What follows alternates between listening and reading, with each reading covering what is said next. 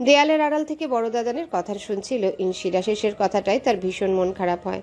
দাদানের মতে সে উচ্ছন্নে যাচ্ছে, নিজের পছন্দে ফটোগ্রাফি শখটাকে বেছে নিয়েছে, সেটাকে উচ্ছন্নে যাওয়া বলে? দাদান আর্মিতে ছিল নিজের ইচ্ছা, সেখান থেকে ফিরে এসে পলিটিক্স জয়েন করেছে নিজের ইচ্ছায়। তাহলে ইনশিরা ফটোগ্রাফার হলে দোষ কোথায়? নাকি দাদান ইনশিরা সাইমের কথা জেনে ফেলেছে?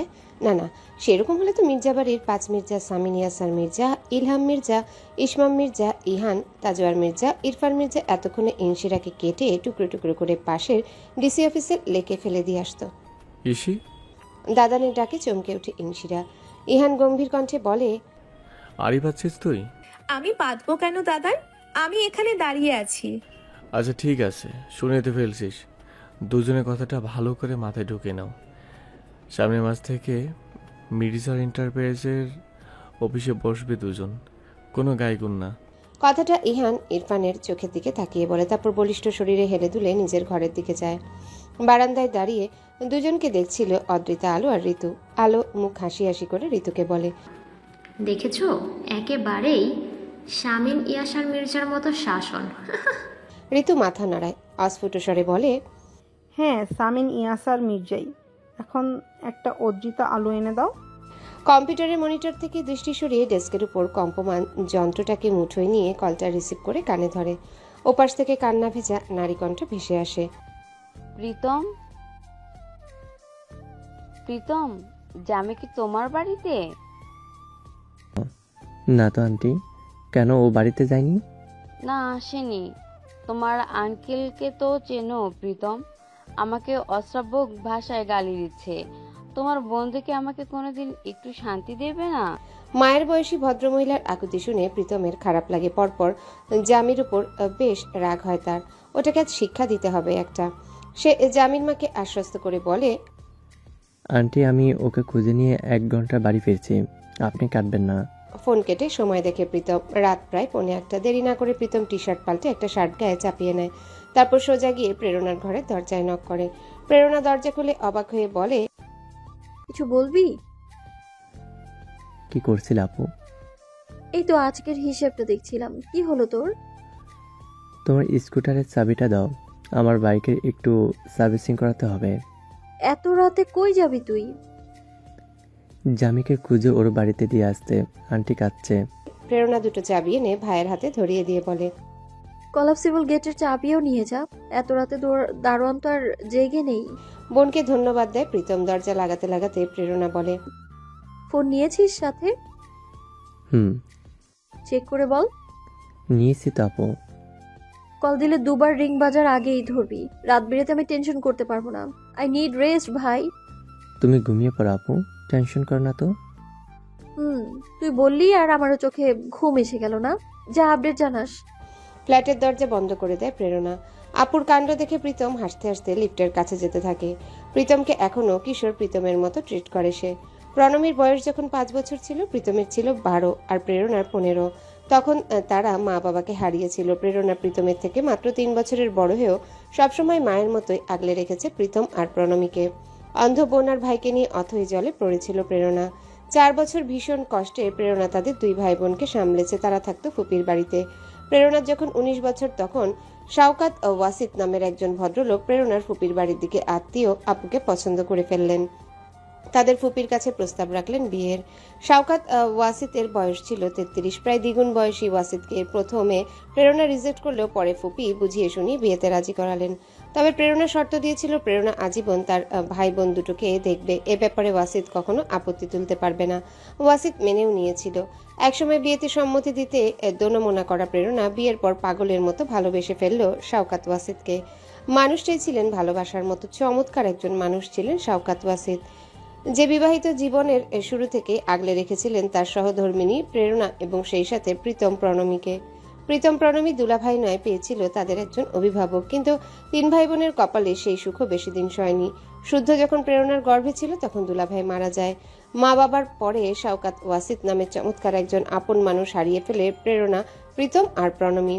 এসব ভাবতে ভাবতেই প্রীতম একটা দীর্ঘশ্বাস ফেলে। তার আপুর জীবনে কোনো সুখে স্থায়ী হয়ে থাকেনি। যেটা থেকেছে সেটা হলো একাকিত্ব, দীর্ঘশ্বাস আর স্ট্রাগল। প্রীতম চলে যাওয়ার পর প্রেরণা ঘরে ঢুকে ল্যাপটপে হিসাবগুলো দেখতে দেখতে মাথা তুলে তাকায়। তার সামনে বসা সুদেহী সুদর্শন হাস্যোজ্জ্বল মানুষটি তার দিকে মুগ্ধ হয়ে তাকিয়ে আছে। প্রেরণা কিছুক্ষণ তাকিয়ে থেকে একটা দীর্ঘশ্বাস ফেলে বলে, আপনি আমার হ্যালুসিনেশন স্বাগত ওয়াসিফ, বিরক্ত করবেন না। মানুষটা যেন হাসলো প্রেরণার দিকে তাকিয়ে।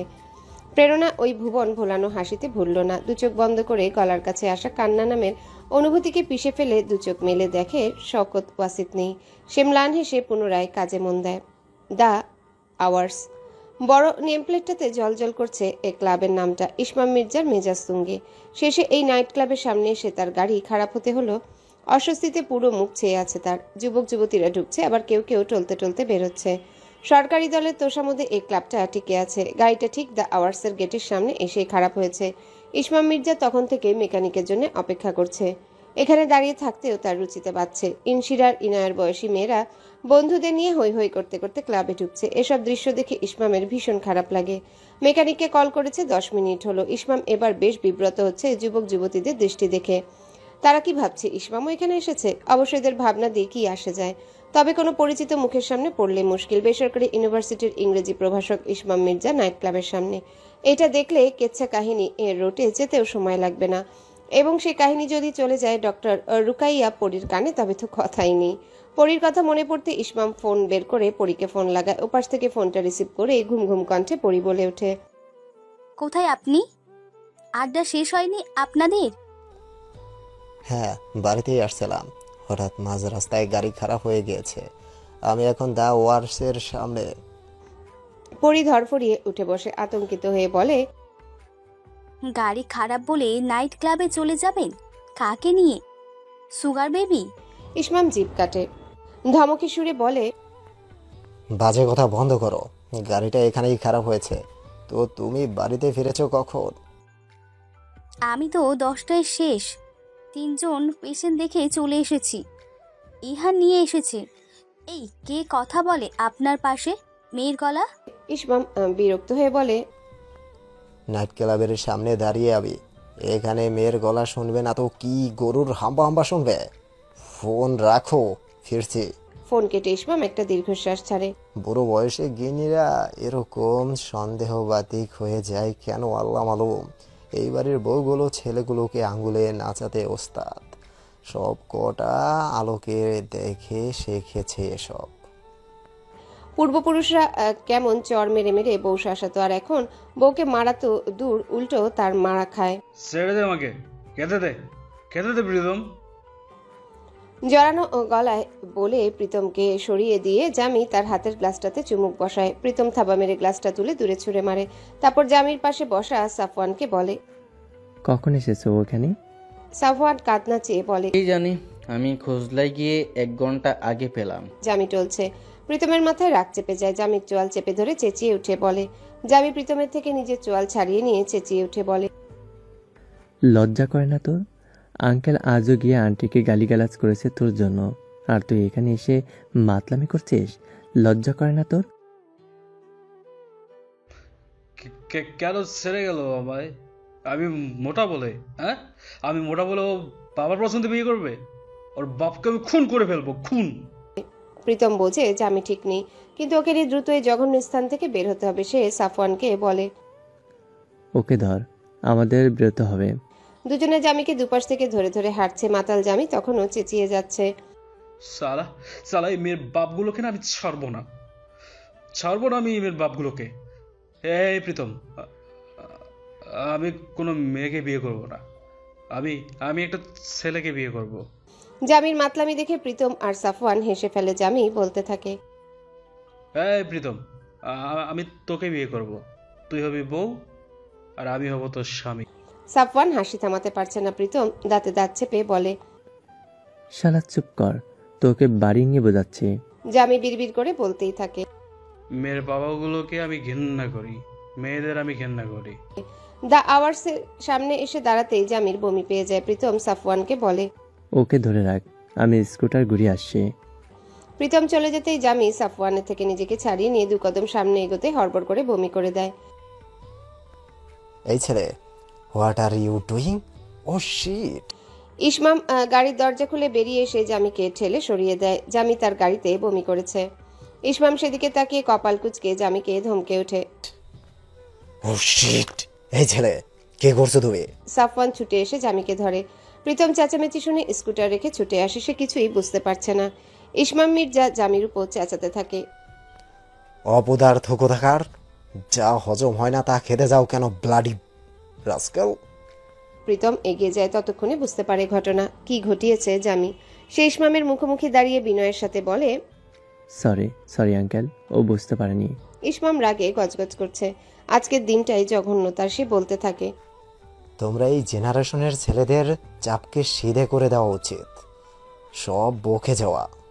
প্রীতমের কথাটা খুব আত্মসম্মানে লাগলেও সে প্রতিবাদ করে না। মুরব্বী মানুষ বলতেই পারে, তাই সে চুপ থাকে। কিন্তু ইসমাম গান দেওয়ার মতো করে বলে, এসব বেহায়াপনা না করে ক্যারিয়ার বানাও, জীবনটা ফুর্তি করে কাটিয়ে দেওয়ার না।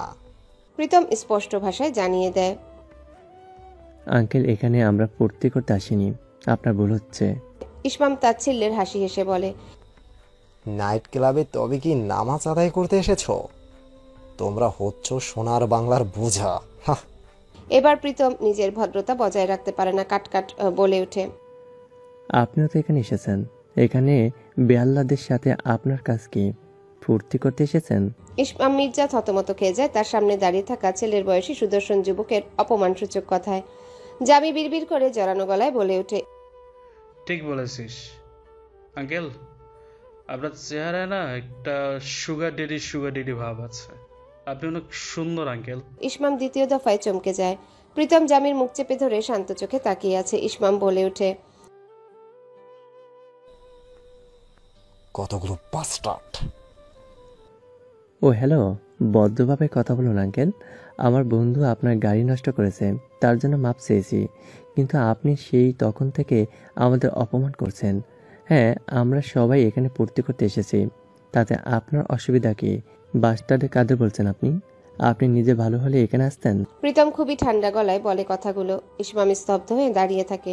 জামি মাতালের মতো ইসমামকে বলে ওঠে, সুন্দর আঙ্কেল,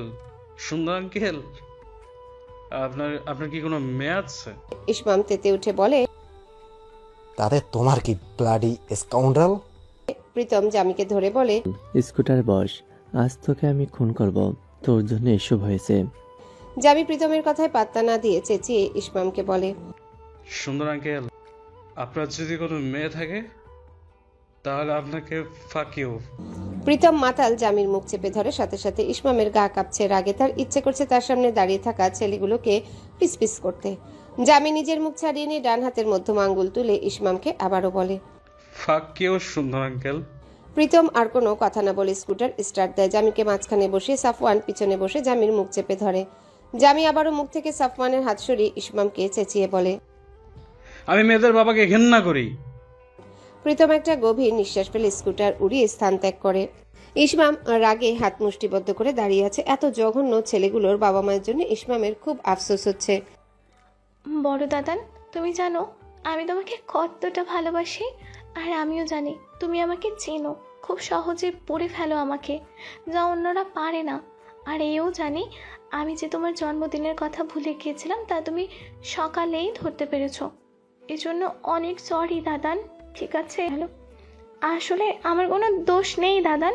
ওই প্রফেসর বাড়ির অ্যাসাইনমেন্টের চক্করে আমি দিন দুনিয়ার হুঁশ খুইয়ে বসেছি।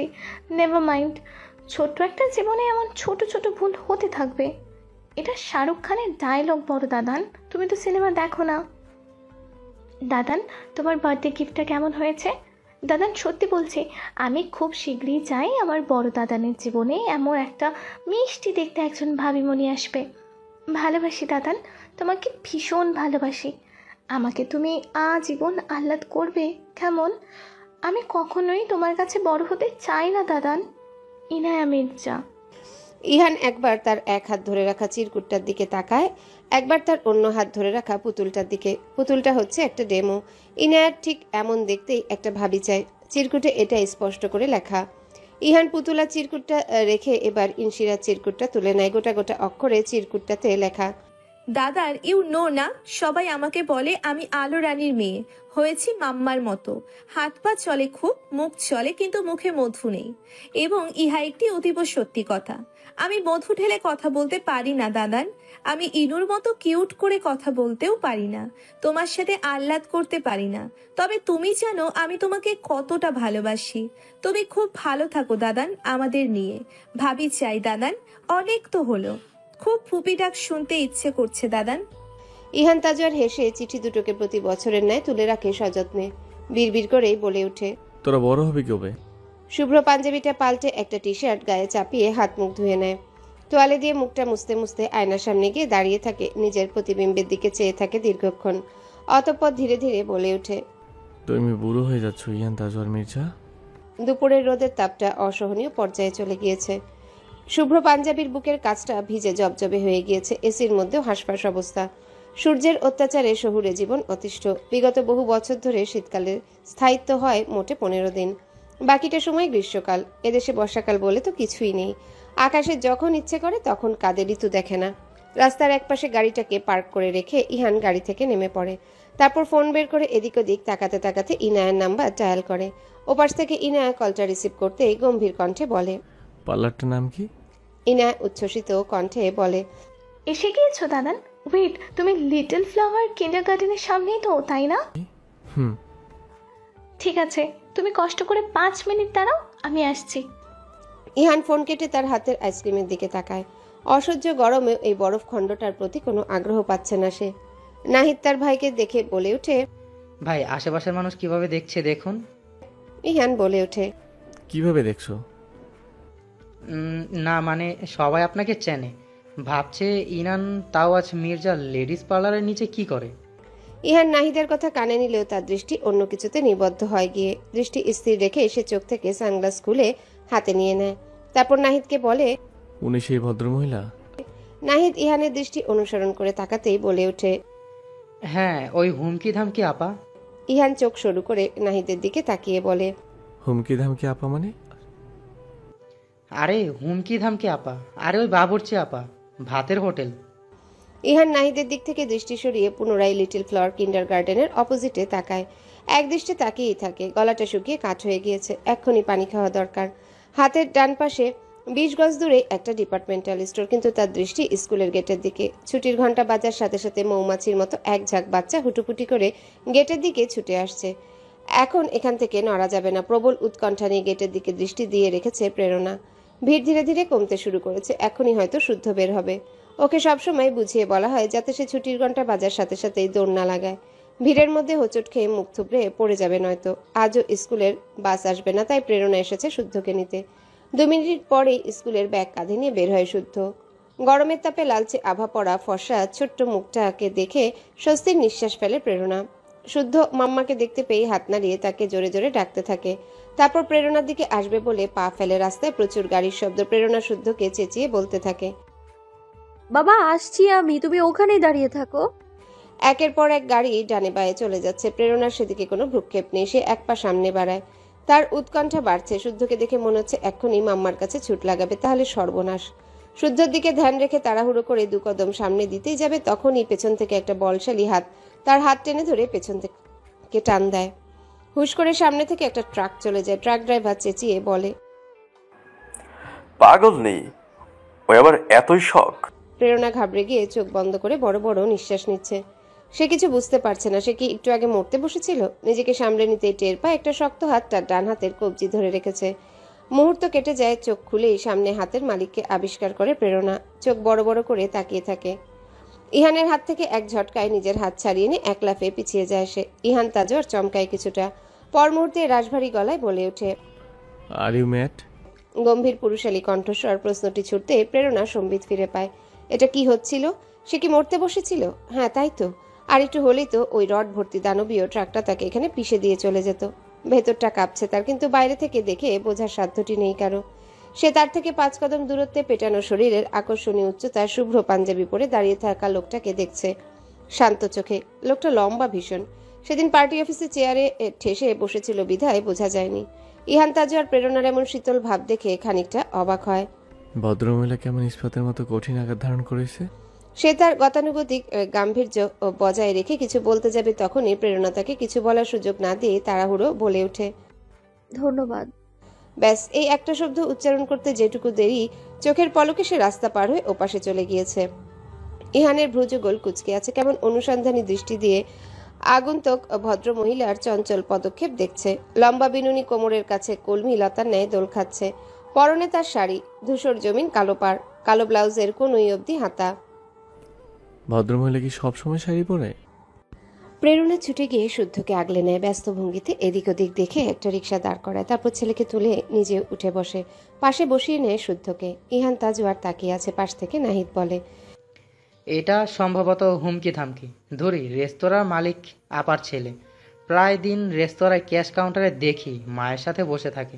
শুদ্ধ না বিশুদ্ধ নাম সম্ভবত। ইহান চোখ ফেরায় না, যেভাবে টানটান হয়ে দাঁড়িয়েছিল সেভাবেই থাকে। প্রেরণা রিক্সার হুট তুলে দেয়, স্বল্প সময় রিক্সা প্রস্থান করে। দাদান। ইনায়ার কণ্ঠস্বর শুনে ইহান ফিরে তাকায় বোনের দিকে। ইনায়া চঞ্চল পায়ে এগিয়ে এসে হাঁপাতে হাঁপাতে বলে, চলো, আমার হয়ে গিয়েছে।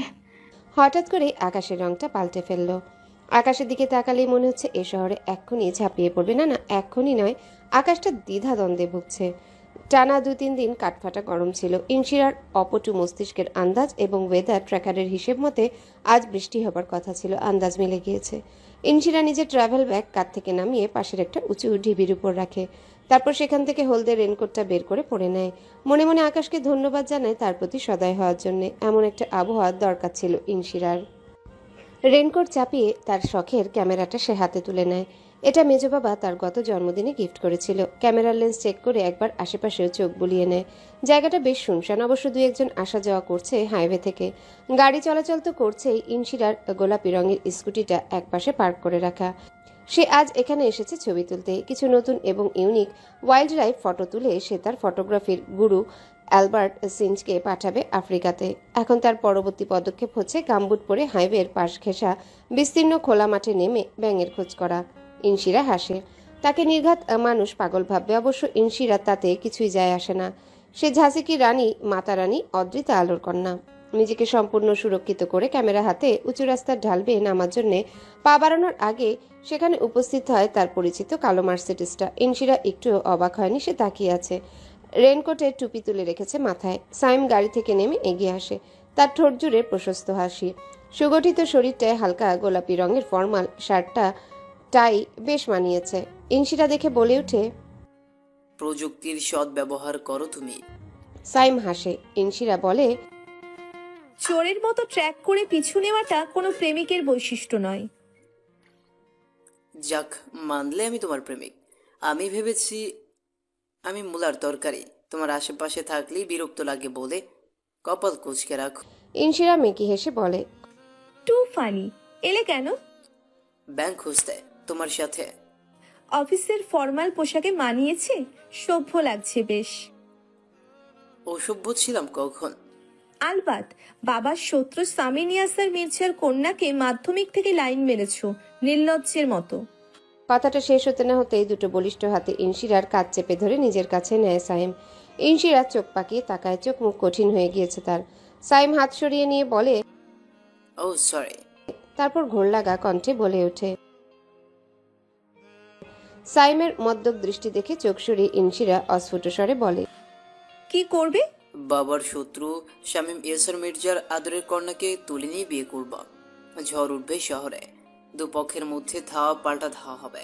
আইনের লোক হিমশিম খেয়ে যাবে তাদের সামলাতে। বৃষ্টি নামতে শুরু করেনি তখনও। সিঁদুর রঙা আকাশটা আশ্চর্য রকমের সুন্দর ঠেকলো ইনশিরার কাছে। ইনশিরা হেসে ক্যামেরায় ওই দৃশ্যটাকে বন্দি করতে করতে সাইমকে কথার জবাবে বলে, দেখা যাক। কাঁধের উপর নরম দুটো হাতের অস্তিত্ব টের পেয়ে আবেশে দু চোখ বন্ধ করে ফেলে সামিন ইয়াসার মির্জা। রিক্লাইনার চেয়ারে হেলান দিয়ে বসে এসে পলিটিক্যাল ম্যাগাজিন পড়ছিল। ধীরে ধীরে হাত দুটো তার মাথায় উঠে চুলের মধ্যে বিচরণ করছে, চুল টেনে দিচ্ছে অত্যন্ত শৈল্পিক কৌশলে। মেয়ে ফিরেছে? স্ত্রীর উদ্দেশ্যে ধিমি আওয়াজে বলে সে। আলো মাথা থেকে হাত সরিয়ে গিয়ে স্বামীর মুখোমুখি বসে, কপট রাগ দেখিয়ে বলে, দুদণ্ড বাড়িতে থাকে আপনার মেয়ে, আজ এখানে ফটোগ্রাফি করতে যাচ্ছে তো কাল সেখানে। ওকে একটু বুঝবে না? ও একটা মেয়ে, কিছু সীমাবদ্ধতা তো মেনে চলা উচিত। আপনারা 3 ভাই লাই দিয়ে দিয়ে একেবারেই নষ্ট করেছেন। সামিন স্ত্রীর কথায় হাসে বলে, খারাপ কোথায়? ফটোগ্রাফি কি খারাপ? মেয়ে বলে কি শখ থাকবে না? তুমি কি চাইতে মেয়ে ডাক্তার অথবা ইঞ্জিনিয়ার হোক? আমি সব চাই না, আমি চাই মেয়ে ভালো থাকুক। না, আমি সেটা চাইনি, তবে অন্য কোনো শখকে বেছে নিতে পারতো। এই যে ফটোগ্রাফির নাম করে খালে বিলে ঘুরে বেড়ায় ছেলেদের মতো, এগুলো কেমন দেখায় বলুন তো? গ্র্যাজুয়েশন শেষ হতে আর বছরখানেক লাগবে, তারপর ওর মেজো বাবার সাথে বিজনেস দেখবে। তা না করে বাউন্ডালে হয়ে ঘুরে বেড়ায়। ইরফান আর এরশিরের মতো হলো কেন? কই আমার ইহান আর ইনায়া তো এমন নয়, যা বলে তাই করে। সামিন হেসে বলে, সবাই ভদ্র হলে চলবে?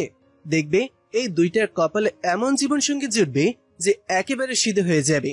তুমি এত চাপ নিও না। আচ্ছা, প্রেশারের ওষুধ নিয়েছিলে তোমার? আলো মাথা নাড়ে। স্বামীর দিকে তাকিয়ে মুখ হাসি হাসি করে অস্ফুটে বলে, 26 বছরে কত কিছু বদলেছে। আমরা বদলেছি। আপনি পলিটিক্স ছেড়েছেন, দল ক্ষমতা হারিয়েছে, পুনরায় ক্ষমতা পেয়ে আবারও হারিয়েছে। ছেলেমেয়েরা বড় হয়ে গেছে, এই বাড়ির ডিজাইন বদলেছে। যে জিনিসটা কখনো পাল্টায়নি সেটা হচ্ছে ক্ষুদ্র আসিয়ার প্রতি তার মেয়র সাহেবের যত্ন। আপনি এত ভালো না হলেও পারতেন। সামিন স্ত্রীর কথা জবাব না দিয়ে তার হাত দুটো টেনে নেয়, দৃষ্টি তার হাতের দিকে রেখে বলে, আরেকটা জিনিস বদলায়নি, তোমার এই হাত দুইটা আগের মতোই নরম। আলো হাসে। সামিনিয়া স্যার বলতে থাকে, এই চুড়ি দুইটা কেমন কালচে লাগছে, পলিশ করো না কেন? করাবো। এইবার পলিশ করে এই চুড়ি জোড়াই যা স্বর্ণ ঘাটতি পড়বে নতুন করে গড়ে তুলেই রাখবো, আর হাতে রাখবো না। সামিন স্ত্রীর দিকে তাকিয়ে অবাক হয়ে বলে, কেন? ইহানের বউ আনবো। এখন তো এই চুরির উপর এই প্রজন্মের বড় ছেলের বউর অধিকার, তাই না? সামিনিয়া স্যার মির্জা মাথা নাড়ায়, স্ত্রীর দিকে তাকিয়ে বলে, সময় কত দ্রুত আমাদের এখানে এনে দাঁড় করিয়েছে আসিয়া। মেয়েটা 24 পেরিয়ে 25-এ পা দেবে, ওকেও তো স্বামীর ঘরে পাঠাতে হবে। আল্লাহ জানে আমার মেয়েটার জুটি কার সাথে উনি লিখেছেন। আমার খুব ভয় লাগে মেয়র সাহেব, ও অতটা বাস্তববাদী হয়নি। কেন হয়নি জানি না, শুধু চাই মেয়েটা খুব ভালো থাকুক। মেয়েটা যতই অগোছালো হোক না কেন, আমার মেয়ে তো কখনো কারো ক্ষতি করেনি, তাই না? দিন শেষে এতটুকুই জানি, আমার মেয়েটা অবুঝ। সামিন স্ত্রীর মাথায় হাত বুলিয়ে বলে, কেমন জামাই চাও মেয়ের জন্য? আপনার মতো, অবিকল আপনার মতো। সামিন স্মিত হেসে স্ত্রীর হাত দুটো ধরে বলে, পেয়ে যাবে। এই মুহূর্তে ইনায়া বুদ্ধি আসছে কি করে মেজো দাদানের হাত থেকে রেহাই পাওয়া যায়, নয়তো বন্ধুদের সাথে করা আজকের দিনের প্ল্যান পুরোপুরি ভেস্তে যাবে। বাইকটা জ্যামে আটকা পড়েছে, মিনিট 20 হলো। সামনে লাল পিঁপড়া শাড়ির মতো গাড়িগুলো লম্বা লাইনে আটকে আছে। অনবরত হর্ন বাজিয়ে যাচ্ছে এই সেঞ্চুরির ব্যস্ত বাবুরা। ইরফান মির্জা নির্লিপ্ত হয়ে বসে আছে। অধৈর্যশীল ইরফান মির্জার ধৈর্য দেখে ইনায়া অবাক। এত শান্ত হয়ে বসে আছে কিভাবে? এতক্ষণে তো বাংলাদেশে ট্রাফিক পুলিশের গোষ্ঠী উদ্ধার করা হয়ে যাওয়ার কথা। ইনায়া বুকে অনেকখানি সাহস জড়ো করে কাচুমাচু মুখ করে বলে ওঠে, মেজু দাদান। ইরফানের এক শব্দে ইনায়া আবারও একটা ঢোক গিলে নেয়। পরপর বলে, এখানে নেমে পড়ি আমি, অপোজিটে গিয়ে একটা ক্যাব নিয়ে নেব দাদান, তোমার কষ্ট করতে হবে না। ইরফান কিছুক্ষণ চুপ থেকে বলে ওঠে, আমিও দেখতে চাই তোর বন্ধুগুলো কারা, যাদের সাথে তুই কম্বাইন্ড স্টাডি করবি বলে কেটে কেটে বড় মানের কাছ থেকে পারমিশন এনেছিস। একটু পরিচয় করে দিবি না? আমার একটুও কষ্ট হচ্ছে না, তুই এত চাপ নিস না। ইনায়ার গলা শুকিয়ে যায়। দাদান যদি একবার টের পায় কম্বাইন্ড স্টাডি মিথ্যা কথা, তারা আসলে কনসার্ট দেখতে যাবে, তাহলে আজ ইনায়ার খেল খতম, কেউ রক্ষা করতে পারবে না আজকে। ইনায়ার এখন মেজাজ খারাপ হচ্ছে, কেন যে মেজো দাদানের সামনে পড়লো। এখন ইনা দুইটা কাজ করতে পারে, এক বাইক থেকে নেমে পালানো, অথবা দুই প্ল্যান ক্যান্সেল করে দাদানকে বুঝিয়ে সুঝিয়ে বাড়িতে ফিরে যাওয়া, যাতে খুনাক করে ইনায়াদের প্ল্যানের কথা দাদা টের না পায়। 1 নম্বর অপশনটা করা যাবে না। তাই ইনায়া মিনমিন করে ইরফানকে বলে, দাদান দাদান, আমার শরীরটা হঠাৎ করে খারাপ লাগছে, চলো বাড়িতে ফিরে যাই। সে কি রে, কম্বাইন্ড স্টাডি করবে না তোর বান্ধবীদের সাথে? কত কষ্টে বড় মায়ের থেকে পারমিশন নিলে। না, ভীষণ জোর জোর লাগছে, চলো ফিরে যাই আজ। ইরফান এদিক ওদিক তাকিয়ে বলে, ওকে, তোর মর্জি, আমি তবে বাইক ঘুরিয়ে নেই। ইনায়া বুকে পাথর চাপা দিয়ে বলে, পৌর বুক মার্কেট থেকে কাজীপাড়া রোড বাইকে করে গেলে মোট 18 মিনিটের রাস্তা। বাসে খুব জোর মিনিট 30 লাগে। অর্ধেকের বেশি রাস্তা অতিক্রম করার পর প্রেরণা স্কুটারটা ব্রেক কষে। পেছন থেকে প্রীতম বলে ওঠে, এনি প্রবলেম আপু? আরে আমি সম্ভবত ন্যাশনাল লাইব্রেরিতে একটা বই ফেলে এসেছি, ওই যেটা পড়ে প্যাক করা হয়েছিল। কি বলছো? চেক করে দেখো আগে। প্রেরণা চেক করে দেখে তার ধারণা সত্যি। প্রীতম অভয় দিয়ে বলে, প্রবলেম নেই, বিকেলে আমি এনে দেব। তুমি চলো, শুদ্ধ আর প্রণমী অপেক্ষা করছে। তুই কিভাবে আনবি? তোর না কাজ আছে? তারা বেশি তো সময় লাগবে না। আচ্ছা ঠিক আছে, তুমি নামো, আমাকে ড্রাইভ করতে দাও। তাড়াহুড়ো করে একটা অঘটন ঘটাবে। প্রেরণা হেসে ভাইয়ের সাথে জায়গা অদল বদল করে নেয়। প্রীতম স্কুটার স্টার্ট করতে করতে বলে, হাইওয়েতে জ্যাম আজ, লেক পার্কে রবি কিরণের সমাবেশ। আমি হসপিটাল রোড নিয়েই বরং। চল। প্রীতম ছুট লাগায় স্কুটার। এক টানে নিউ টাউন রোড থেকে ডিসি অফিসের সামনে গিয়ে ডানে মোড় ঘুরতে বিপরীত পাশ থেকে ক্ষিপ্র গতিতে ছুটতে ছুটতে আসা একটা বাইকের সাথে মুখোমুখি সংঘর্ষ হয়। কিছু বুঝে ওঠার সময় নেয়নি কোনো পক্ষই। যতক্ষণে তারা বুঝতে পেরেছে ততক্ষণে তারা নিজেদের আবিষ্কার করলো নিচে। প্রেরণা উঠে বসে তার শাড়ি ঠিক করতে ব্যস্ত। শাড়িটা গায়ে ভালো করে জড়িয়ে নেয়। প্রীতম উঠে বোনকে টেনে তোলে। অন্য বাইকে থাকা আরোহী দুজন উঠে দাঁড়ায়। হাত পা ছিলে গিয়েছে সম্ভবত। প্রেরণা হেলমেট খুলে তাদের দিকে এগিয়ে যায়, উৎকণ্ঠা নিয়ে বলে, are you okay guys? Inaya helmet খুলে প্রেরণার দিকে তাকিয়ে বলে, ফাইন। আপনি ঠিক আছেন? কিছু হয়নি তো? প্রেরণা মাথা নাড়ায়। প্রীতম মাথা থেকে হেলমেট খুলে তাকিয়ে আছে সামনের দিকে। হেলমেটের ওপর থেকে ইরফানের চোখের দিকে এসে তীক্ষ্ণ দৃষ্টিতে তাকিয়ে আছে। ইরফান ধীরে ধীরে হেলমেট সরাতে প্রীতমের চোয়াল শক্ত হয়ে যায়। ইরফান হাত মুষ্টিবদ্ধ করে টান টান দাঁড়িয়ে আছে। দুজন দুজনের দিকে এমন ভাবে তাকিয়ে আছে যেন এক্ষুনি নেকড়ের মতো ঝাঁপিয়ে পড়বে। প্রেরণার ইনায়া একবার নিজেদের ভাইদের দেখতে থাকে, আরেকবার অপর পাশের ব্যক্তিকে দেখতে থাকে। ইনায়া প্রীতমকে খুঁটিয়ে খুঁটিয়ে দেখছে প্রেরণাকেও। দুজনের নীল চোখ, এতটা নীল চোখের বাঙালি সে কখনো দেখেনি। মুহূর্ত কেটে যায়। রাগে কাঁপতে কাঁপতে ইরফান হিতাহিত জ্ঞান হারিয়ে ফেলার অবস্থায়। ফোঁস শব্দে একটা গভীর নিঃশ্বাস ফেলে সে দাঁতে দাঁত চেপে প্রীতমকে বলে, তোর সবসময় আমার রাস্তা আসার শখ, তাই না? কথাটা মাটিতে পড়ার আগে প্রীতম জবাব ফিরিয়ে দেয়, আমিও তো বলতে পারি, সব সময় তুই আমার রাস্তায় আসিস। ইরফান শার্টের হাতা গোটাতে গোটাতে এগিয়ে আসে। প্রীতম হাত মুষ্টিবদ্ধ করে টান টান দাঁড়িয়ে। প্রেরণা বা ইনায়া কেউই বুঝতে পারছে না কি হতে যাচ্ছে, তাদের বোঝার কথাও না। চোখের পলকে ইরফান অতর্কিতে প্রীতমের কলার ধরে, প্রীতমও পাল্টা কলার ধরে ইরফানের। ইনায়া বিকট চিৎকার দিয়ে মুখ চেপে ধরে। প্রেরণা ছুটে গিয়ে ভাইকে পেছন থেকে জাপড়ে ধরে ছাড়ানোর চেষ্টা করে। ইরফানই প্রথমে প্রীতমের নাক বরাবর একটা ঘুষি বসিয়ে দেয়। পাল্টা আঘাত প্রীতমও ফিরিয়ে দেয়। দুজনেই খ্যাপা নেকড়ে হয়ে উঠেছে। কপালের দুপাশে রক দৃশ্যমান, শুধু ফোঁস আওয়াজ বের হচ্ছে। প্রেরণা টানছে প্রীতমকে, ইনায়া ছুটে এসে টানছে ইরফানকে। কেউ পেরে উঠছে না। আশেপাশের লোকজন নেই বললেই চলে। চেঁচিয়ে কোনো লাভ হবে কিনা সন্দেহ। ইতিমধ্যে আঘাতে আঘাতে দুজনেই রক্তাক্ত। ইরফান আরেকটা ঘুষি নিয়ে তেড়ে এসে চেঁচিয়ে বলে, বাস্টার্ড। প্রেরণা মাঝখানে চলে যায়। তার চোখ থেকে আগুন ঝরছে। ইরফান থেমে যায়। প্রেরণা চেঁচিয়ে উঠে বলে, বাস্টার্ড? বাস্টার্ড কাকে বলছো, অভদ্র ছেলে? ইরফান প্রেরণাকে দেখে, প্রেরণার উচ্চতা, শারীরিক গঠন দেখে সে ভেবেছে তার ছোট হবে হয়তো। পাল্টা চেঁচিয়ে বলে, এই মেয়ে, মাঝখান থেকে সরে যা বলছে। প্রীতম বোনকে ঠেলে মাঝখান থেকে সরিয়ে দিয়ে বজ্রপাতের ন্যায় বলে ওঠে, আমার আফুকে উল্টাপাল্টা বললে খুব খারাপ হয়ে যাবে স্কাউন্ডারেল। ইরফান তাচ্ছিল্যের হাসি হাসে। প্রেরণার দিকে তাকিয়ে ব্যঙ্গ করে বলে, ও আপু, ও বড় আপু, তো শ্রদ্ধে আপু, আপনি প্লিজ পাশে দাঁড়ান। আপনার সোনা ভাইয়ের মুখের অবকাঠামো চেঞ্জ করতে দিন। প্রীতম তেড়ে যায়। খুব দম তোর না? খুব দম। আয় আয় তাহলে দেখি কে কার থোবড়া পাল্টে দেয়। দুজনে পুনরায় দুজনের উপর ঝাঁপিয়ে পড়ে। একবার প্রীতম ওয়ালের সাথে ইরফানকে ঠেকিয়ে ঘুষি মেরে বলে, পাতি গুন্ডা কোথাকার, বহুত বদ্ধ থেকেছি আমি, আজ তোকে বোঝাবো। পর মুহূর্তেই চাল পাল্টে যায়। ইরফান প্রীতমকে দেয়ালে ঠেকিয়ে ঘুষি মেরে বলে, আমি পাতি গুন্ডা? নেতা হলে। প্রেরণার ইনা গায়ের সমস্ত শক্তি প্রয়োগ করে দুজনকে কোনো মতে ছাড়ায়। প্রেরণা চেঁচাতে থাকে, আমি পুলিশ ডাকবো। স্টপ, দুজনেই থামো। কে শুনে কার কথা? কিং কোবরার মতো ফুঁসছে দুজন। ইনায়া কোনো উপায়ন্তর না পেয়ে শিগগিরই ফোন লাগায় বড় দাদানের নাম্বারে। এদিকে প্রেরণা ভাইকে ধাক্কা মেরে দূরে সরিয়ে দিয়ে মাঝখানে দাঁড়িয়ে যায়। ইরফান একদলা থুতু রাস্তায় ছুঁড়ে ফেলে হিংস্র দৃষ্টিতে দেখে প্রীতমকে। আজ প্রীতমও যেন হিংস্র হয়ে উঠেছে।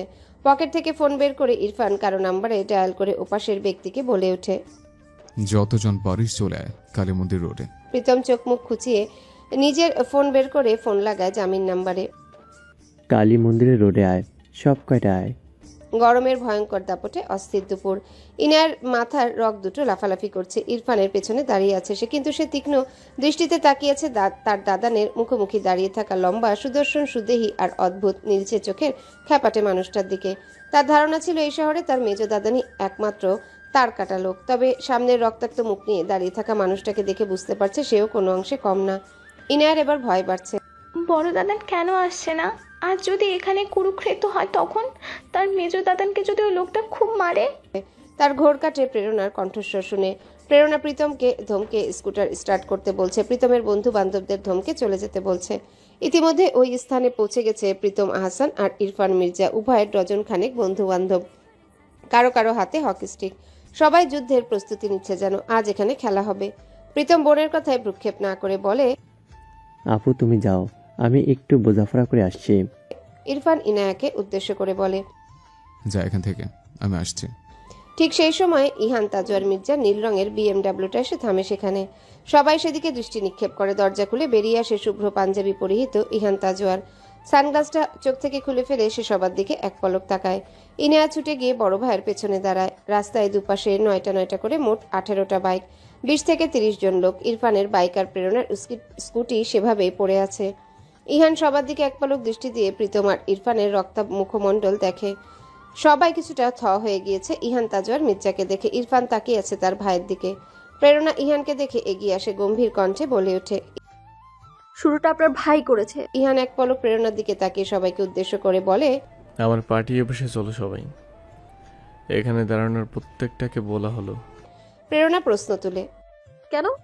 ইহান ঘুরে প্রেরণার দিকে তাকিয়ে বরফ ঠান্ডা গলায় বলে, বিষয়টা থানা অবধি গেলে আপনার এবং আমার দুইজনের ভাইকে একটু ভোগাতে হবে। ঝামেলা যেহেতু একটা হচ্ছে, এর শেষ দরকার। এখন আপনি ঠিক করুন, আপনি কমপ্লেন করতে চাচ্ছেন নাকি? প্রেরণা এক পলক প্রীতমের দিকে তাকায়, কয়েক মুহূর্ত চুপ করে থেকে বলে, কম্প্রোমাইজ।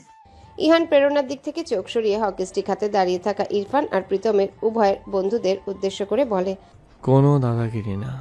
আপনাদের প্রত্যেককে অত্যন্ত সম্মানের সহিত আপনাদের মূল্যবান অস্ত্র ফেলে দিয়ে আমার পার্টি অফিসে আসার আমন্ত্রণ রইল। কথাটা বলে ইহান ইরফানের দিকে তাকায়, তারপর ঠান্ডা গলায় বলে, গাড়ি থেকে বসো 3 সেকেন্ডের মধ্যে। ইরফান প্রীতমের দিকে তাকিয়ে একদলা থুতু মাটিতে ফেলে গাড়িতে গিয়ে উঠে বসে। ভাইয়ের কথার অবাধ্য হওয়ার সাহস পাচ্ছে না আপাতত। প্রেরণা রাস্তায় পড়ে থাকা স্কুটি তুলে ভাইয়ের দিকে তাকিয়ে বলে, আয়। প্রীতম মাথা ঘুরিয়ে ইহান তাজওয়ারের গাড়িতে বসে থাকা ইরফানের দিকে এক পলক তাকিয়ে স্কুটারের দিকে এগিয়ে যায়। তখনই ডিসি অফিস রোডে একটা গোলাপি স্কুটি এসে থামে।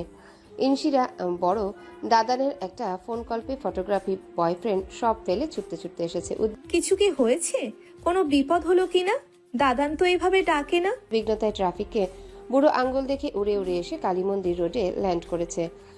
স্কুটি থামিয়ে হেলমেট সরিয়ে আশেপাশে তাকিয়ে সে হতবাক। এখানে কি হকি ম্যাচ চলছে নাকি? ইনশিরা জিজ্ঞাসু দৃষ্টিতে তার বড় দাদানের দিকে তাকায় ইনায়ার দিকে। ইহান শান্ত স্বরে বোনকে বলে, ইনুকে নিয়ে বাড়িতে যা। এখানে কি হয়েছে দাদান? ইনুকে নিয়ে বাড়িতে যা বলে ইহান ইনায়ার দিকে তাকায়। ইনায়া সুরসুর করে বোনের স্কুটির কাছে চলে যায়। ইহান তাজওয়ার নিজের গাড়িতে উঠে গাড়ি স্টার্ট দেয়। প্রেরণাও স্কুটি স্টার্ট দেয়। প্রীতম বোনের পিছনে বসে একে একে তীব্র আওয়াজ তুলে 18টা বাইক স্টার্ট দেয়। গন্তব্য তাদের ইহান তাজওয়ার মির্জার পার্টি অফিস। দোতলা অ্যাপার্টমেন্টের পুরোটা জুড়ে ইহান তাজওয়ার মির্জার দলীয় অফিস। প্রধান দালানের সামনে অনেকটাই খোলা জায়গা। এখানে সবসময় দলীয় আলাপ আলোচনা করা হয়, তবে আজ সবাই পার্টি অফিসের ভেতরের মিলনায়তন রুমে জড়ো হয়েছে। ইহান একটা চেয়ারে মুখভঙ্গি স্বাভাবিক করে বসে আছে। তার সামনে 2 সারির চেয়ারে সাজানো। ডান দিকের সারিতে বসে আছে প্রীতমের বন্ধু বান্ধব, আর বাম দিকের সারিতে বসে আছে ইরফান মির্জার বন্ধু বান্ধব। ইহানের দলের ছেলেরা সবার হকি স্টিক বাজেয়াপ্ত করে ইহানের সামনে রেখেছে। তার দৃষ্টি সেগুলোর দিকে। খানিক বাদে সে চোখ তুলে এক পলক প্রেরণাকে দেখে। প্রেরণা তার ভাইয়ের ক্ষতস্থানে নিউ স্ট্রিপ ব্যান্ড লাগিয়ে দিচ্ছে। চোখ ঘুরিয়ে সে ইরফানের দিকে তাকে। ইরফানের বন্ধু তাহিরা আর নিক্সন তার ফার্স্ট এড করে দিচ্ছে। অন্যরা সবাই চুপচাপ, টু শব্দটিও নেই এবং কিছুটা ভীত সন্ত্রস্ত। এটা ইহান তাজওয়ার মির্জার তল্লাট। মানুষটা যতটা সভ্য শান্ত ততটাই খ্যাপাটে, তা সবার জানা। কোনো গাইগুই করা যাবে না। মুহূর্ত কেটে যায়। ইহান গলা খাকারি দিয়ে সবার দৃষ্টি আকর্ষণ করে নড়ে চড়ে বসে। সবাই তার দেখা দেখি নড়ে চড়ে বসে। ইরফান গা ছাড়া ভঙ্গিতে চেয়ারে হেলান দিয়ে বসে আছে শুধু। ইহান ইরফানের বন্ধু নিক্সনের দিকে তাকিয়ে বলে, হ্যালো বন্ধুরা, পরবর্তী পার্ট খুব তাড়াতাড়ি আসবে, তো সবাই অপেক্ষায় থাকো। আর চ্যানেলটি যারা এখনো সাবস্ক্রাইব করনি তারা পরবর্তী পার্ট দেখার জন্য চ্যানেলটি সাবস্ক্রাইব করে রেখো। ধন্যবাদ সবাইকে, আমাদের সাথেই থেকো।